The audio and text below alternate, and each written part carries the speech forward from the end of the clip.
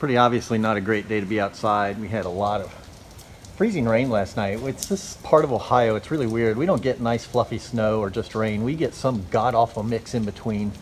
They actually call it a wintry mix. And I've always heard that Eskimos have like 50 different words for snow. We don't have that. We have wintry mix. I think the Eskimos were gonna name it, or Alaskans, or whoever actually came up with that. They'd probably just call it hell snow or hell ice or something awful.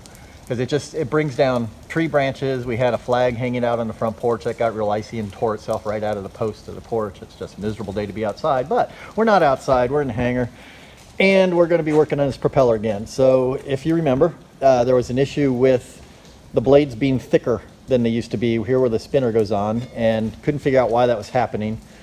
To me, it came down to the little plastic insert. I just got to thinking, perhaps because that insert isn't in there, there's nothing to really hold these blades like there used to be, and they could creep in. Just to be sure, I fired off a message to Sensenich, and Sensenich got back to me within 15 minutes and said, you do have a choice. You can go without the white hub, but you have to be, I think he said it's imperative to make sure that you pull on these and make sure they're all the way out, or you can just put the white hub back in. And here comes my assistant for putting the white hub back in. That's what we're doing today. And against all odds, I know exactly where it is. There it is back on there, which is a huge relief. It's very, very nice to be able to work on your own airplane like this, but there's pressure to it. There's a little bit of stress to it, because maintaining an airplane and parenthetically inspecting, closed paren, very, very different than building an airplane. When you're building an airplane, you can more or less assume parts are up to snuff and up to spec. You're not looking for things that have broken from wear, work hardened springs that have broken on the exhaust. You're really just putting the thing together. There's step-by-step instructions. When it comes to inspecting and maintaining, there are manuals. They're not all in one place. You have to go to the Sensenich propeller installation manual to get the torque values and that star pattern for tightening the bolts. There's the Matco. There was a comment, if you looked at my part 2 video, somebody had asked about the grooves in my brake discs, and there are grooves in my brake discs. And Vans tells you, if you have a question about that, go get the Matco instructions, which I do have. And I did look at the Matco instructions and refreshed my memory on that.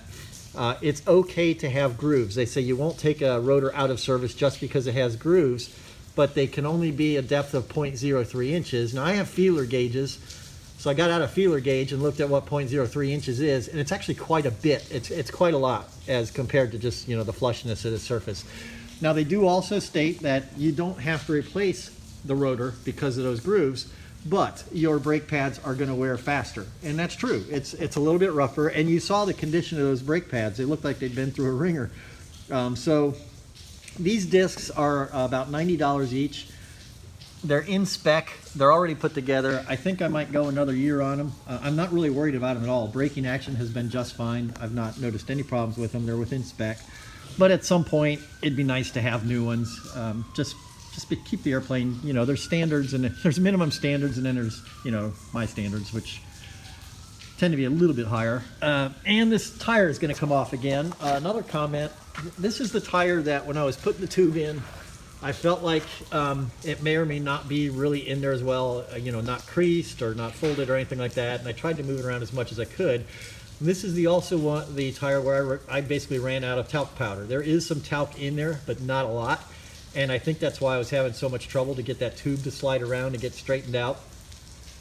I had thought that you could not get talcum powder. That's not true. You can actually still get baby powder with talc in it. I think what has been removed is asbestos. And asbestos has been removed from an awful lot of things for very good reasons. So what I did instead, I didn't want to get baby powder because that has a scent and all that. I mean, there's just no reason to. They make tire talc. So I got myself some tire talc. It's going to arrive tomorrow. And I've also ordered a new tube. I'm going to go ahead and put a new tube in this one. Also, the big fuss I made about putting those nuts on the valve stem down where they come out of the wheel. Another comment, and this one I love. This is a wonderful piece of news.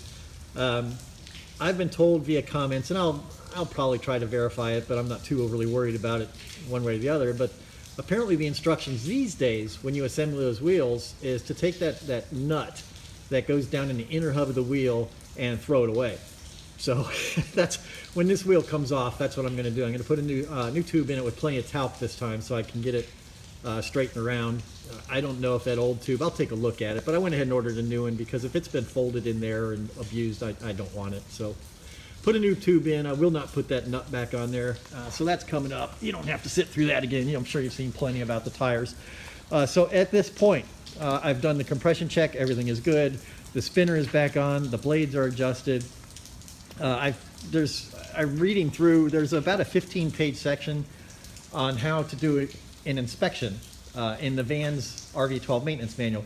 It's written from the point of view of a mechanic, so there's a lot of things. Ensure that the ailerons go the right direction. Ensure that the stabulator goes up when you pull the stick back. I know these things work because I fly it. A mechanic wouldn't be able to just say, yeah, of course it works. I just flew it last week. I have that benefit. So the inspection advice is generally, you look for fraying wires, you're looking for problems. I look at that every time these cowls are off, every single time, especially these plugs. I grew up, if you will, with Lycoming plugs, which actually the plug wire screwed down onto the spark plug. These are like lawnmower plugs. They've just got that little collar that slides down over that thread. The thing is, you can feel it go into the threading. And you tug on these. I think there's like a 7 pounds. You're supposed to be able to pull 7 pounds and these won't pop off. The reason I'm so particular about it is this one right here. At one point, I would get a periodic miss. I'd be flying along and there'd just be a thump, where one cylinder is missing. And what I found was, it was this bottom plug. There's 2 on each cylinder, of course. It was this bottom plug. Rather than the plug going down through that hoop, it was pushing it aside. So the top of the plug was wedged between this rubber boot and that threaded part of the spark plug, which would make pretty good contact. But pretty good contact isn't perfect contact. So I fixed that. I figured out what was happening, and it was getting twisted inside the boot. It was a learning experience for me. I learned a feel to make sure that thing is actually going across the threads of the spark plug, and I learned to give it a good healthy tug. I mean, I'm rocking the airplane tugging on these things. So that's just something I learned, I think, on my first annual, that paid particular attention to these plug wires. So inspection-wise, nothing looks melted. I'll spend some more time at it. It's kind of cold and rainy and icy today, and I don't really want to be out here much longer. But I will go through and make another check, just like I do every time I'm in here. I never put the cowl back on without checking all 16 of these springs, because they have, I wouldn't say they tend to crack, but 2 of them have cracked, 2 have been replaced. I check down here to make sure that's not dripping. I take a good look at the gasculator, it's not dripping. Oh, by the way, the fuel tank is back in. The fuel tank contains some fuel because I wanted to run the engine and make sure the oil pressure came up, which it did. So the fuel tank has been in for a few days now. I do not smell any gasoline. There's no new stains down underneath it, so I believe that little bit of a seepage problem is fixed. I don't think we're going to be smelling gas again for a while. So that's taken care of. The ELT can go back in now because the tank is back in and the new battery is in the ELT. That can go back in. I'm not going to put the floorboards back in yet because I haven't even started looking around down in here. This is probably the place I like the most. I love getting a look at this because I do not take these floorboards up routinely. They come up, once a year, unless there's some reason to get in there, and there really isn't much reason to get in there routinely. So what happened one year is this is my roll servo. Is that true? Yes, that's the roll servo. It's moving ailerons. So this is my roll servo. And one year I was looking at these push rods. Those are the push rods from the servo to the control arm. Oh, no, they're not. This is pitch. I knew that was pitch. Roll is back there. This is the pitch rod.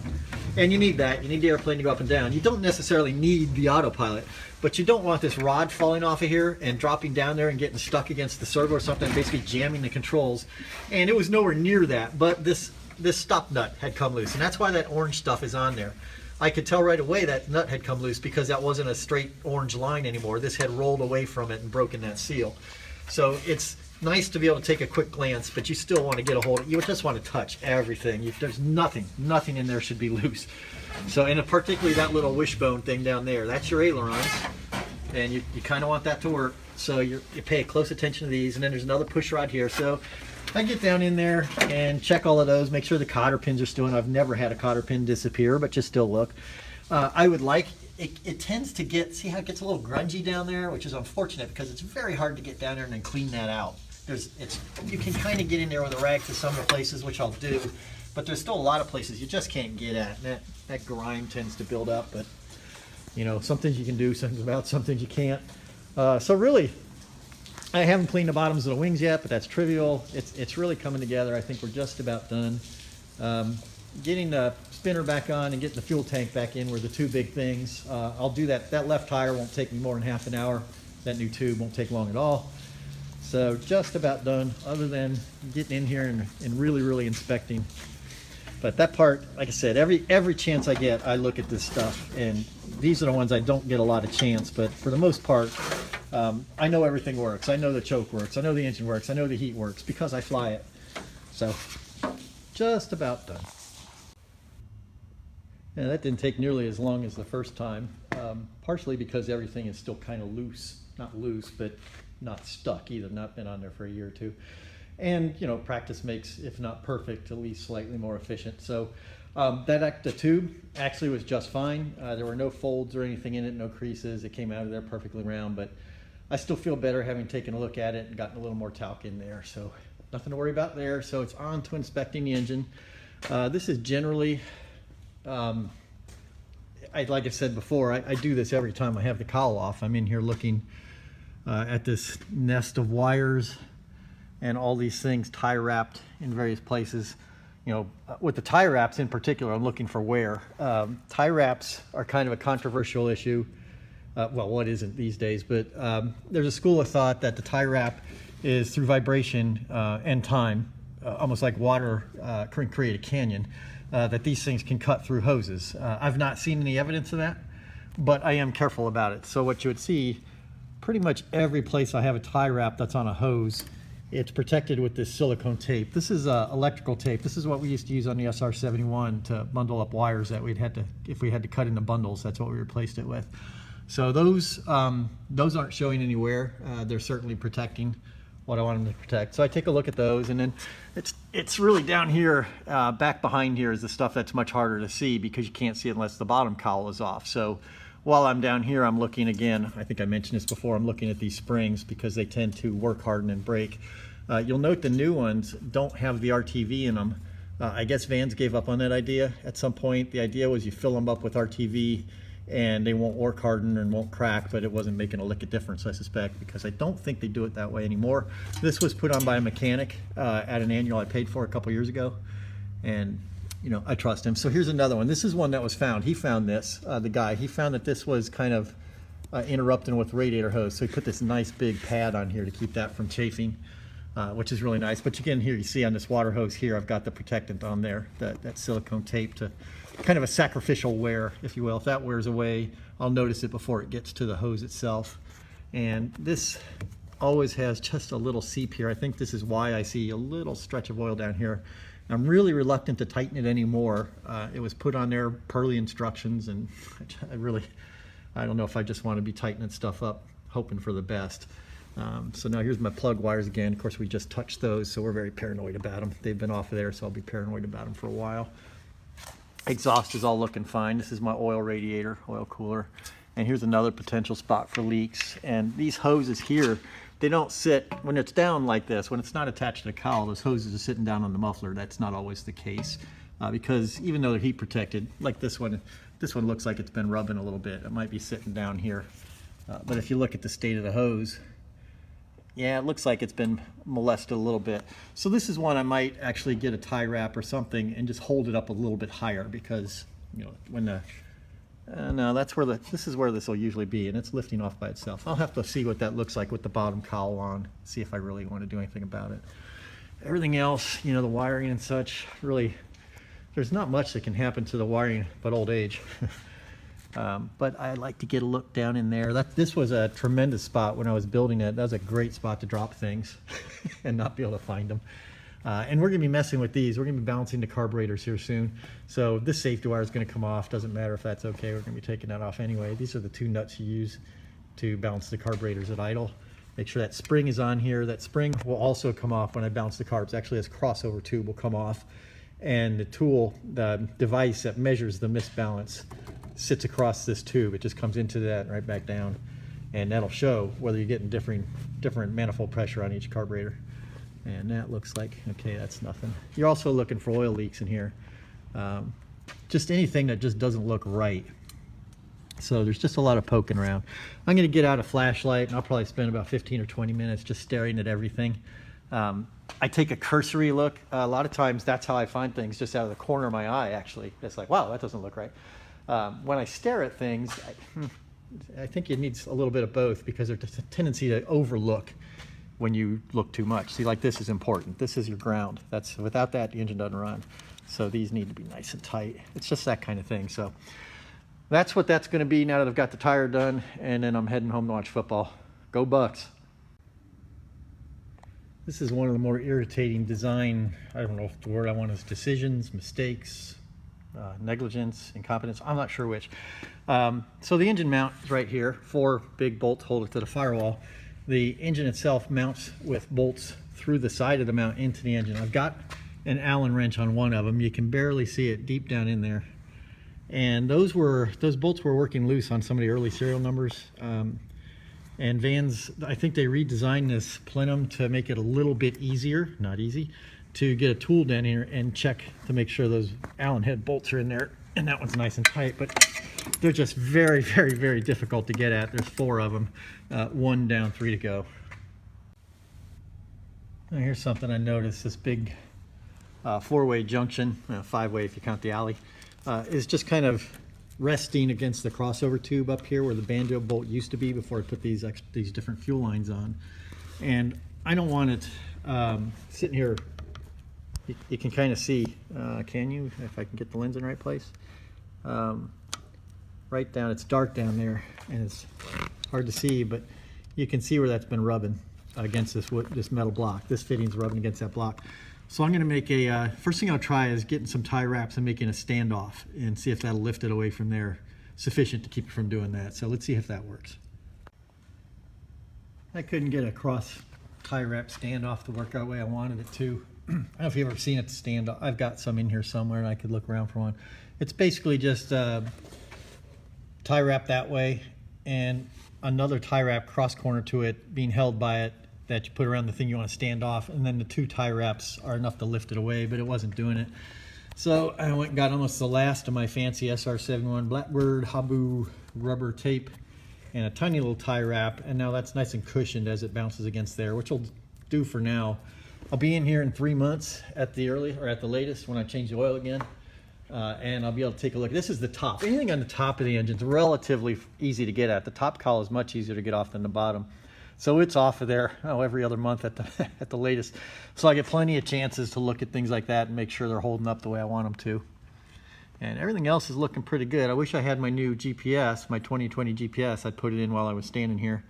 But I was not able to buy that up at Oshkosh in the way I wanted to for various reasons.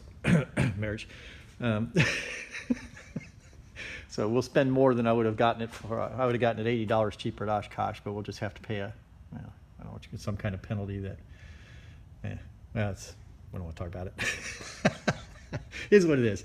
So there we are. I'll look around at this a little bit more, but I'm feeling pretty confident that everything's good to go here.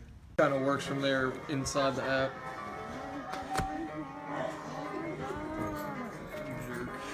Look at this jerk.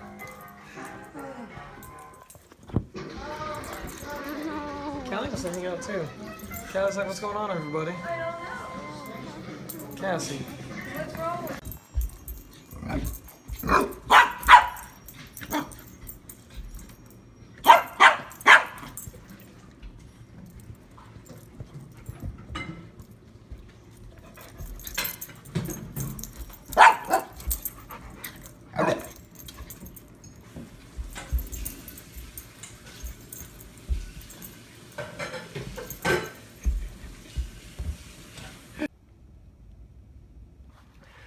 Just about done looking around down in here, and all the nuts and bolts are tight, nothing's loose, but I did find a little thing that I'm gonna see if I can fix up, and this is gonna be hard for you to see.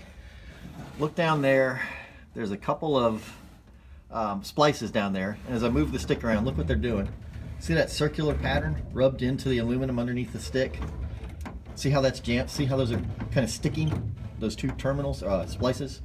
I'm going to have to tie wrap those up off of that floor to keep them from wearing through the aluminum and themselves like that. So that's exactly the kind of thing we're looking for in here. Things that you wouldn't see unless you were really paying attention, or you know, you had these floorboards off and you actually could see.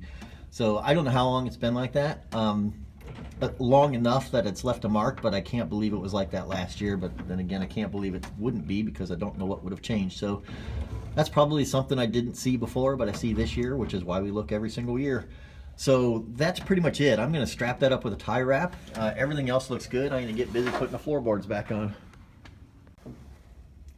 Well, once I started working on it, I noticed that those are tie wrapped. Those two wires are wrapped. They're wrapped in that tie wrap you can see about midway down the stick, but they're not supported really in any way. It holds them against the stick, but it doesn't hold them vertically. They were able to slide down inside of that tie wrap. So it is possible that they were not dragging on the floor last year, that these wires just kind of eventually worked their way down through just repetitive motion like that. But see, I was able to easily lift that splice away from the floor. I'm not going to trust it to stay there, of course, because it's obviously demonstrated the ability to violate my wishes.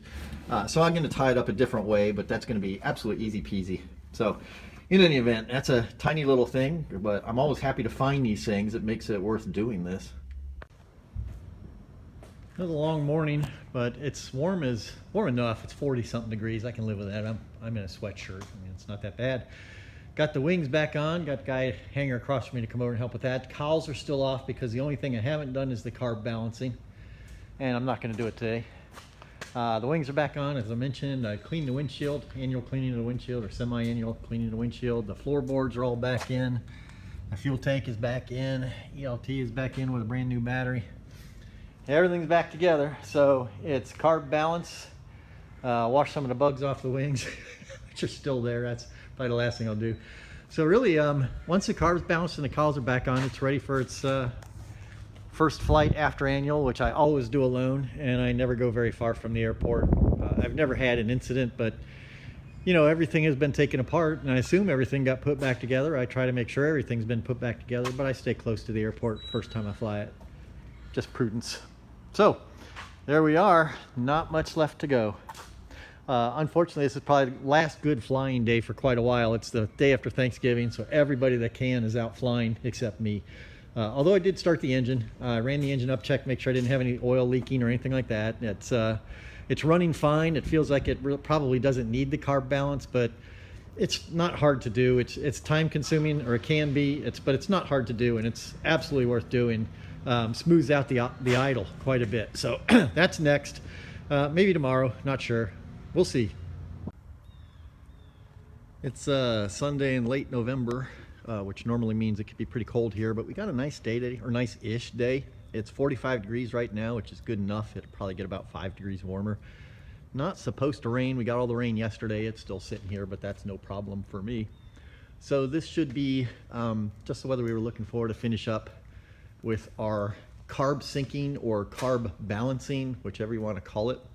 The entire point of which, and this will slowly go away as everybody buys road taxes with fuel injection, we have 2 carburetors on this engine, and it doesn't do the engine any good to have one carburetor putting out more power than the other one. It's going to be unbalanced in the engine. It's probably doing all kinds of weird torquey things and just things that aren't really good for your engine. So the way this is adjusted, what you're actually doing is you're just adjusting the position of the throttle. You want those to be identical as much as possible, and that's measured by a difference in pressure. Here it is, the difference in pressure in this crossover tube. What we're going to do is insert some gauges into this line here. So there'll be 2 gauges, one sensing the power on that side and one sensing the power on this side, probably based on manifold pressure because it's measured in inches of mercury. And what we want is to get them as close as possible to each other. And we're going to do that at 2 power positions. We'll do it at 3,500 RPM first, and then we'll bring it back and do it again at idle and see if we can find something that satisfies both of those. I doubt if it's ever exactly the same, but it should be able to get it close enough. And what I'll do is I'll take this piece of safety wire off of here and adjust with these 2 nuts. If I want it to go that way, I'll loosen this nut. At the same time, I try to tighten that nut and then check it again.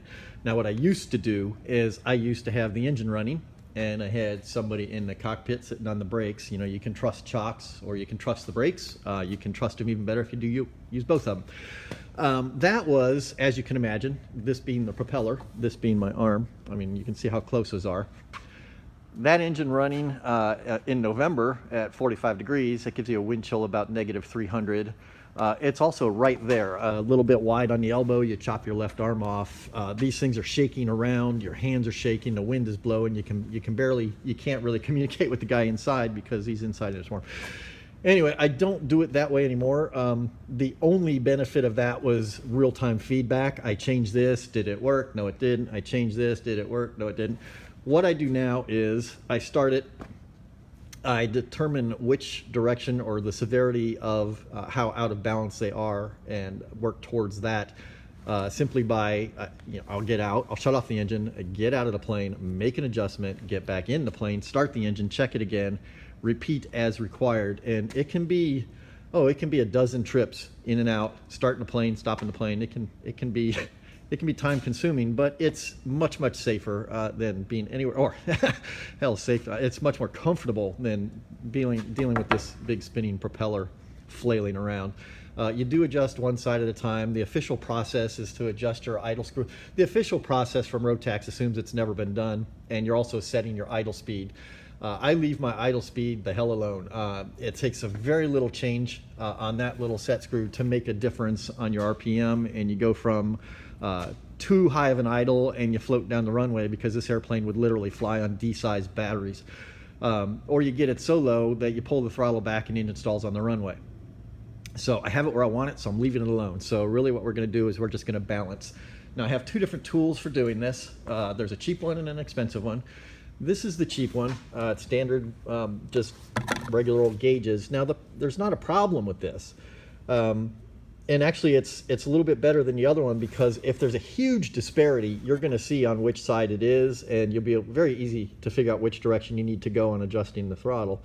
But it doesn't quite have the precision that you get from this one. This one is electronic, and this will get it to within 1/2 of a centimeter of being equal, and that's actually, I think that's 2/10 of an inch. So 2/10 of an inch on this, that's, I guess you can kind of interpolate at it. I usually don't need this one because they're still relatively close. But if I get on here and I've got these numbers lit up all the way to the side, the idea is to get it here in the middle where the smiley face is. You change it and it moves and blah, blah, blah. If you're way off to the side, I mean, that literally could be this far off to the side and you just don't know what to do to get it even close. So if that happens, I use this one to at least get it in the neighborhood. If I can get it within, this is 2 centimeters and then there's 4 of those or 5 stops there. If I can get it within an inch on here, I can fine tune it with this one. Now for today, I'm just going to go ahead and use this one because, like I said, I'm really not convinced it's going to be very far off at all. So the first thing to do, you have to remove a connector from this crossover tube and put the gauge in between. And it doesn't look like it would be difficult, but there's a couple things at work here. One, this is on here very tight. You can take this clamp off. Really, it comes off easily enough. But this rubber hose, really just wants to stick to that metal fitting. And this metal tube is rigid. It's a metal tube. It's rigid, and it doesn't have a lot of movement to it. So you need to get this thing back as far enough you need to get it back that far to get this rubber hose off of here, and there's just not that much movement on there. It's also, you don't want to push on, there's a little T fitting here, and I don't want to push on that because I don't know what this is, but it's got a little weld there, and I sure don't want to break that thing off of there. And that's your manifold pressure sensor, I believe. It goes right up here to the manifold pressure detector sensor, I don't know, electronic box. All right, so the first thing is I do this in the hangar. I mean, I'm going to run the engine obviously out on the taxiway, but I go ahead and get all this stuff done in the hangar where it's a little more comfortable. So step one is going to be remove this and insert the tool into the circuit there.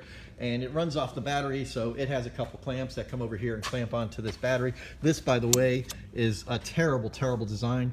This is ground, this is positive 12 volt, and you have very, very little room to get a clip on there, whatever you call these things, these little guys, one of these little connectors on there. And if you are careless or unlucky or you're just normal, You can see where I've turned this bar around because I actually welded this one. I got a short here, and it's actually happened again, so you can see there was a spark there. And I really keep telling myself I'm going to get a little tab to put up here, you know, on this side that I can clamp onto, so I don't have that problem. But I never seem to get around to that for some reason, and probably won't today. So we're going to get started. These are the wrenches we're going to need. The nuts, and we'll be doing this on the other side, but they're the same. These nuts right here are metric. They're 10 millimeter, and you need 2 of them. You're going to loosen with one hand, tighten with the other. And it's not even loosen. It's very lightly loosened, then very lightly tighten the other. It's very small motions you're after here. And if you loosen up the nuts too much, when you tighten them back up again, it's going to change. I found it's best to just do it in very, very small increments and keep it tight. This one I may or may not need today, but I always get it out. This is just a 1/2 inch. Doesn't really matter what size, because all you're really trying to do is, like I said, you don't want to push, or I don't want to push on that tube there at the risk of bending or breaking, trying to get this thing off of here. So I found one way to get this started is take this 1/2 inch wrench, put it down there against that hose, and push against the wrench rather than try to tug on the stuff up here. I'm just going to try to push this off, and then you got to kind of wiggle around and everything. Just anytime you have something that's tight on there, you just wiggle around. That helps a little bit. So I'm going to do that for the next either 10 seconds to 10 minutes, and be right back. So a little bit more on this tool. This is called a carb mate. It is actually designed for motorcycles, as evidenced by that throttle. I don't have a throttle like that on my airplane, but I do have those 2 carburetors. So as such, I forget what the box itself costs, but you need more than the box. If you order from someplace like Aircraft Spruce, an actual aviation type shop, they more than likely are going to sell it, including what they call the Rotax adapter kit, because you know this could be going on a Kawasaki or a Honda. They don't know what's going on a Rotax, and it's probably a little bit different than a motorcycle. So these 2 hoses right here and these 2 fittings are the Rotax adapter kit, and these are the 2 things that are going to fit in between that balancing tube that we just took off of the plane. So all told, I think with the unit plus the adapter kit, I think the thing runs about $185. Whereas this does not. This was probably about $35. So it's really your choice. It comes down to what level of precision you're after. Honestly, it does matter at the idle. You can feel if your carburetor's out of balance at the idle, but you can also feel if your prop is slightly out of balance or whatever. There's lots of things that make the engine shake. I've always felt that the better the job I could do on this, the better for the engine. It can't possibly be good for the engine to have a huge imbalance and all that, but of course that would be, I mean, you're getting down to 2/10 of an inch on this one, and you can get pretty close to that here. I mean, you can definitely get within 1/2 or 5/10. That would be easy enough. So either way, now the trick on this thing, and this took me a while to learn, when you plug this thing in and the engine's running, these needles are like this. You can't even see them. There's blurring. I thought, well, that's stupid. That doesn't make any sense at all. What you actually have to do, each of those gauges has this little kind of a valve. And what you do is you just close it down, close it down, close it down until these stop jumping around and show you a nice solid pressure. But again, we're not going to mess with that today. We just don't need it. But your options are out there. If you don't want to go $200 for this thing, this is a viable alternative. This is what my mechanic uses. He doesn't use the fancy carb mate. He uses this thing. So there's nothing at all wrong with it. I guess I just prefer electronics. I don't know. The first thing I do is, you can see it now, you can't see it. Down inside there, down by those headsets, there's the carb mate down inside there. I put that in there and I run the lines under the canopy, the front of the canopy, and use the little latch up there to hold it up so it doesn't crush the lines. And then they go on just like you'd imagine. Now this was the one that's so hard to push off. It's also very hard to push this one on. And I've only got one clamp. This one goes on very, very easily. It goes on there so easily that it would just be a gigantic leak. So the clamp that I have, I use it here. This is the clamp that was down here on this hose before. I use it to hold that. This one fits on very, very tight, and I can only assume that it's airtight. A leak in here will definitely kind of muck up your numbers, so probably ought to find myself another clamp I can put on there, but it's really, really on there. It's hard to get on and off, so I think it's probably okay. So that's it. I'm not going to put the not going to hook the battery up yet, or I'm not going to hook it up to the battery until we get out there. So I got to pull the airplane out, kind of clear all this stuff out. I'll put some chocks on it just because every time I run the engine and I'm just sitting there maybe distracted, I put chocks in front of it, and we'll get started. And I doubt if I'm going to be doing any updates. I'm just going to go ahead and do this. I'll describe the process, but I really don't want to be distracted with picking up and putting down the camera and all that. So it's pretty straightforward, and I'm sure there's dozens of YouTubes on it. That's how I learned how to do it for the most part. So, you know, just go look for one of those if you really want to see it in operation, but it's pretty straightforward.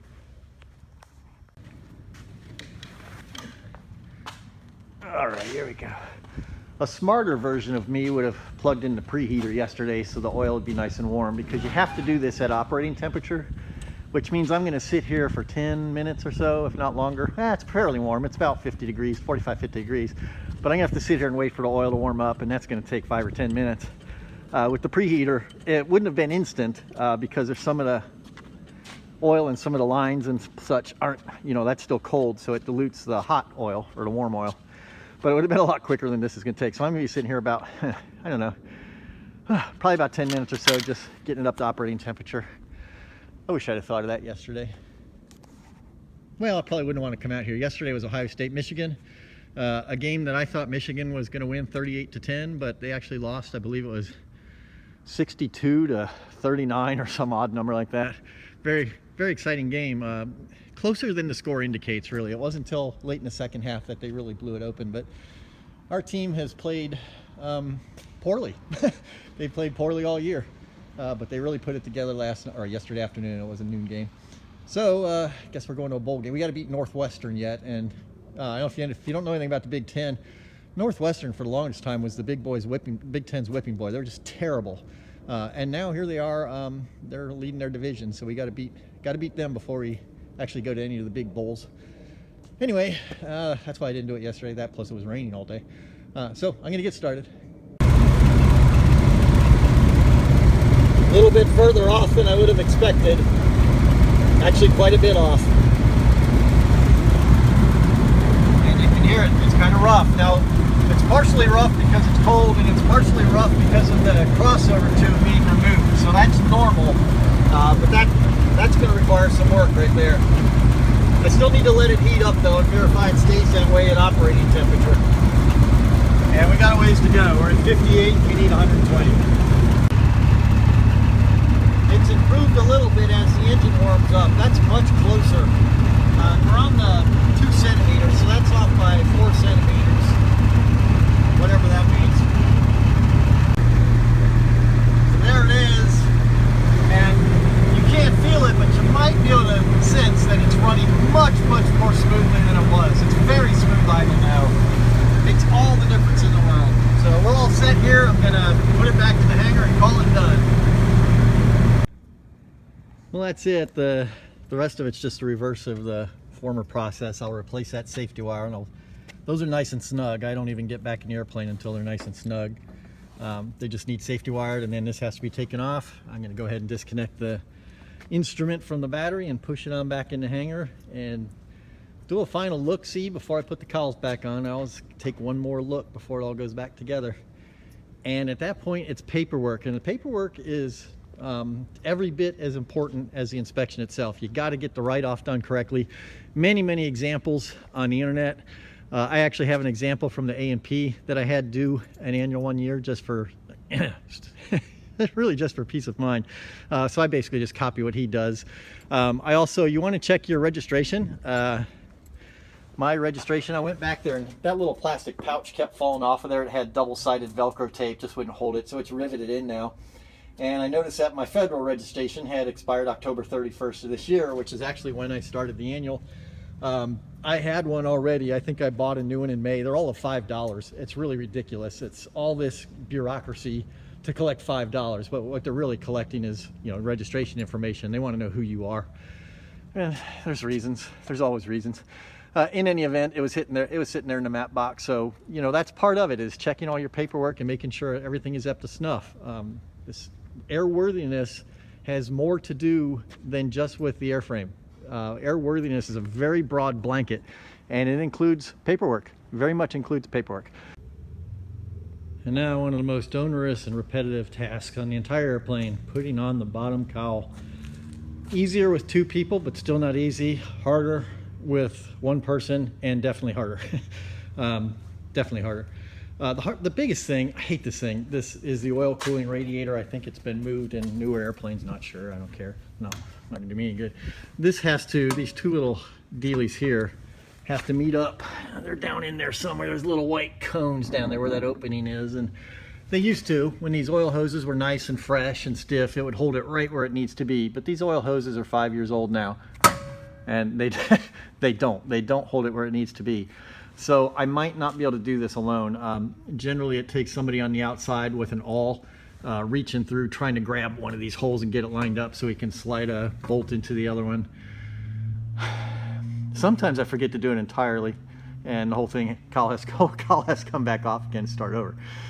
So I'll give it a try. If it doesn't work, it'll wait. I'll just get somebody out here to help me, but I'm going to give it a try. It looks like it went pretty well for the first try, because this down here at the bottom, you can see that it has captured those cones, and that's the hardest part, is getting it to capture those cones. Now, I mean, the screw holes aren't lined up, and they're kind of recessed back there. I can get a whole finger up in there, but that's where the awl and some creative swearing come in. I swear, swearing lubricates everything. It doesn't make anything easier. It just makes it, you know, feel more satisfying somehow. And with the oil cooler finally bolted in place, it's time for the second worst part about the bottom cowl, and that's this little persnickety guy here. He goes down underneath the cowl and behind the nose strut there, and it's, you know, it's 8-9 screws. This one has a nut, so these are nut plates. So it's not so much that it's hard to do, it's just the location. It's getting down there on the floor and creeping around. That's why we have a creeper. I have a creepy creeper. So that's next. Then the top cowl. If I choose to do it, I may leave the top cowl off a little bit just until I'm really done, in case I have some reason to get in there. Don't know what it would be, but you just never know. So just about done with the bottom cowl. The top cowl is an absolute piece of cake. Nothing to it at all once it gets broken in. It's a little rough at the beginning when these wires are kind of learning their way home, and the hoops that they go through are like getting used to them and opening up and giving them some space to get through there. You don't need that. This is out for a completely unrelated reason, trust me.